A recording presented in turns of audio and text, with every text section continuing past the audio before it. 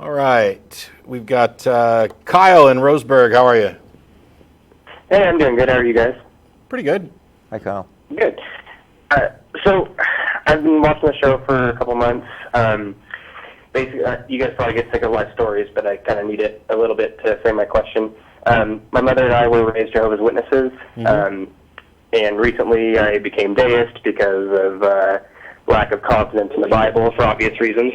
Oh, my computer is making noise. I'm sorry. Hold on. Basically, I was a deist for a little bit after realizing how bunk the Bible is. But then after watching your show for a bit and reading a bit of Dawkins, I concede and now comfortably consider myself an atheist. Yay, congratulations. Right. So the thing is, this considerably changes my worldview, of course, because even just talking to somebody, there's a big difference between you and that person talking and you and that person talking and God listening. Mm-hmm. So it really is just kind of permeating my life, and I'm a little bit, I've become a little obsessed, and so naturally I want to share my findings with my friends and family. But if you're familiar with the teachings of Jehovah's Witnesses, you know that my family's been promised the world. I mean, literally. They kind of have. It's not so much you're a good person and you go to heaven. It's you're a good person and eventually you are resurrected on the planet Earth, on the perfect paradise Earth, and everybody's happy and sick and death is gone, etc. Mm-hmm. The thing is, I'm feeling much happier and fulfilled now with this current worldview that I have, and when I share my findings with my family, it's as if I'm offering, oh yeah, you can be food for worms someday, instead of this pipe dream that they've been offered. So my question is, how do I show them these things in a positive light that's not scary to them and not they feel like it's evil or mean-spirited or something, but I really have good intentions here. Well, how did you make the connection that it's not scary and you're not actually losing something? Well, it's a lot different when you realize that Satan and his army of demons are completely fake. So it's not scary to me. But and how did you realize that? I mean, for most people, they pretty much have to go through the same journey that we did in order to worm our way out of the religious teachings. And there's not a whole lot you can just tell somebody that makes a light bulb go off in their head and they suddenly go, oh my goodness, I realize now I was wrong all along. Because it wasn't like that for us. It's unlikely to be like that for them. You know, one of the things it's worth trying. I'm just saying. One of the things that you said that's kind of important is this idea of not being able to have a private conversation if one of them is convinced that God is listening in. And what I've heard from a number of people is that one of the paths to the realization that this is nonsense is they would have their private doubts and go off and kind of mildly test to see what would happen. You know, something that should be kind of bad and nothing really bad happens, and figuring out that, you know, if it was true that this God was watching everything and was going to, you know, take action based on what you did, that certainly your life should be getting worse instead of better. And you know, there's a lot of little things that I realized in the course of my transition. Obviously, I wasn't coming from a JW background, but the realization that if bad things happen, it's obviously more comforting to me to think that it's just happenstance than that it's because I deserve them. And what I also discovered was that bad things really didn't happen at any greater or more significant rate, just because I was doing things that were opposed to the teachings that I was raised with. Now, that's not the reason, that I'm an atheist. It wasn't just, but it's one of those things that kind of bolsters this disbelief that I have no good reason to think that a God exists. And the more I do things, what I find is that what people send me in email, apart from some hateful email, like we got somebody today who was or Right, I'm not yesterday. going to call you fat. Well, there was an email that came in yesterday with somebody that's like, if I ever met you, I'd kill you and send you to hell type thing. That's very, very rare. But there's a lot of conversations that take place in those emails that are just, they're either maddening or saddening, because I look at it and I say, I could have gone down that road, and yet curiously, these people believe in a God that seems to be A-okay with me being on TV, convincing people that he doesn't exist, or convincing people that they don't have any good reason to think that any such God exists. And instead of realizing this for themselves, instead, they think it's their job to pick up where their weak and feeble God can't do anything and defend him. Now, if I've offended your God, let your God do something about it, Mm-hmm. Well, that's it's almost a Pascal's wager type of thing, but it's a little more delayed, because to them, I don't know how much of my family really believes that their life would immediately take a dump if they stop worshiping God. But they would certainly feel that at the end of their life, they don't get the reward that they've been promised. Hey, Kyle. Kyle? Yeah. Don't the Jehovah's Witnesses teach something about there's like a finite number of the select people that are going to get to go? Well, that's where it gets kind of complicated, is because they feel that there's an anointed group of Christians that is limited in number that will ascend to heaven and have a special job or whatever, and that everyone else has the, quote, earthly hope of Oh, I see. the Yeah, planet. you said that at the beginning. Right. Okay. All right. Just curious. Okay. Well, yeah.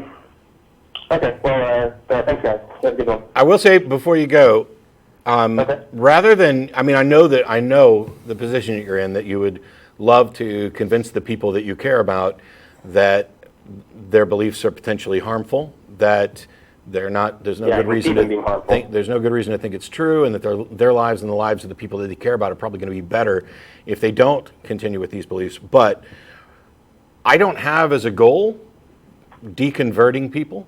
It is there as a background goal. Obviously, if I'm on the phone with a theist, I'm not trying to convert them on the phone. I'm having the conversation for somebody else's benefit.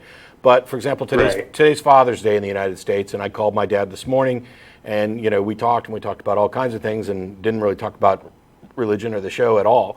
And I didn't spend any time trying to convince him that he was wrong in his beliefs, because my dad is he's a Christian, as is almost everybody in my family. I don't need to take extra steps to try to convince him. I'm convinced that he's unlikely to ever give those beliefs up. But if he does, I know him well enough to know that it'll be on the basis of trying to reconcile the fact that he has a son who he loves, who seems to be a good person, who seems to, by and large, do, if not the right things, at least consistently the things that he thinks are correct, and reconcile that with the belief that I'm somehow evil and working for Satan and undeserving of love. That puts him in a really difficult position, and he's got to work that out on its own. So just being yourself, being honest, being open to conversations rather than necessarily so much about starting them is often the best way to go.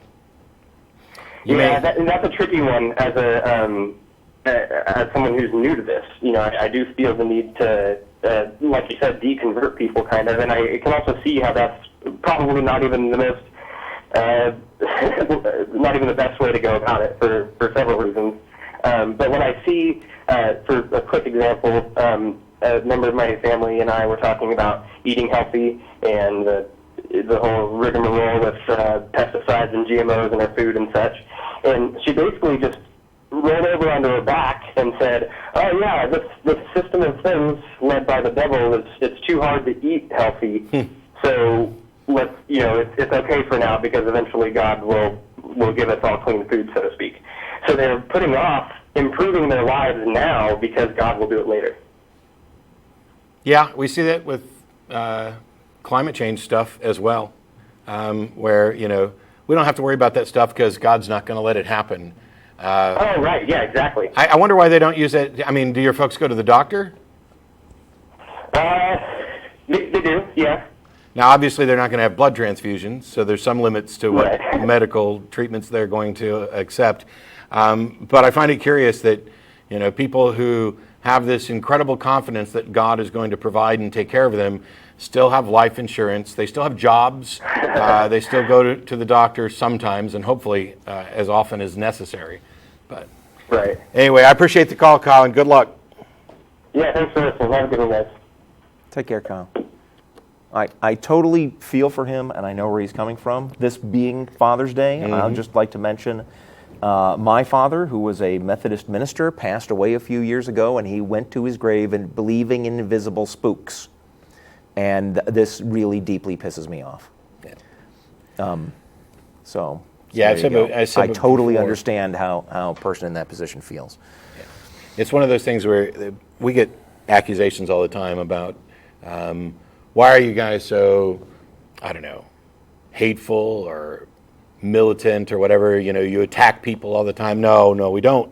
I love my parents. I despise the religion that they adhere to. With everything in my being, I have seen, that doesn't mean that the religions don't help people accomplish good things, because they do on occasion. It doesn't mean that you can't find nuggets of goodness in there. I've said before, keep as many of the good things as you can, whether it comes from religious sources or otherwise, and get rid of the bad. But yeah, I absolutely despise pretty much every religion you could name. Right.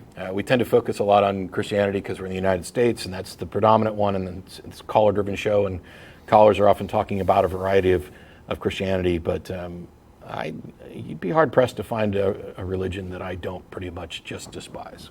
Yeah. It really is difficult to, convince an individual person, if you want to even make that your goal. It's awfully difficult to just talk somebody out of being religious. It happens occasionally. It's not a complete waste of time. But I think more productive is what we try to do on this show, which is more generally try to make the United States and the world a safer place for atheism. Yeah. Right? Because then everybody has that much more freedom to go back and rethink and take a different position if they feel like it. All the people who have secretly had their doubts but had no one to talk to them about, who've had nobody to interact with, that's the kind of thing that we're actually going for. And, if people deconvert in the process, which they do, I have yet to go to any atheist convention or gathering where there haven't been multiple people come up and say, I was an agnostic, I was a Christian, I was a Muslim, whatever, until I saw your show and then went and read some stuff and did some studying and worked through this, and now I'm an atheist. It happens. And so the people who think that the process is futile are, it's not futile. I've got emails for you. But be aware of what the job you've got cut out for you. I'd like to see some figures on what percentage of people watch our show and deconvert. That would be really interesting to know. But it would be. I'd like to see some figures on what percentage of people watch our show.